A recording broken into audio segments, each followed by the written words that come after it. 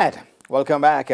Second half action now. Noted sports lawyer Dr. Emmer Crown says reggae boy Junior Flemmings should have an opportunity to appeal his recent 6-match ban by the United Soccer League in the USA. Flemmings was banned after investigations into alleged allegations that he used a homophobic slur against an opposing player. Jordan Fort reports.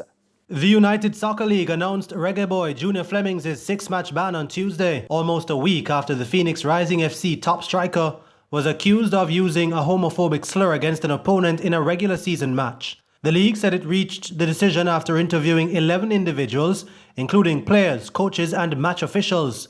But renowned sports lawyer Dr. Emmer Crown says Flemmings should be afforded some opportunity to challenge the decision. At a minimum, I would hope that Flemmings has some right of recourse to like a disciplinary tribunal or something. Because, I mean, it's one thing to say that investigations were conducted, but it's quite another thing to test that evidence then. I mean, anyone can conduct an investigation, and write a report, but it's does the report withstand scrutiny? It's not merely a suspension for 6 matches.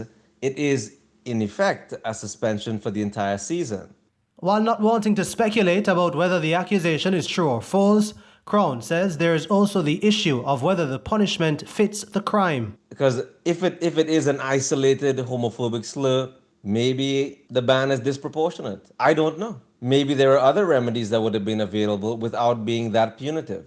Flemmings' only public statement since the alleged incident was a release sent out last Thursday, where he denied using the slur.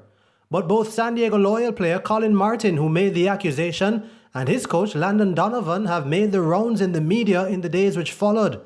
Another red flag, according to Crown. I mean, trying to sort of sway public opinion or get the court of public opinion on side is probably procedurally unfair to the athlete. I mean, it can't be that people are out there saying X, Y, and Z while the matter is being investigated. It potentially has the opportunity to taint the investigation. Now, interestingly, Flemmings is the league's top goal scorer with 14 goals in 14 matches and helped lead his team to the playoffs as a top team in Group B in the USL Championship. Jordan Fort, TVJ Sports.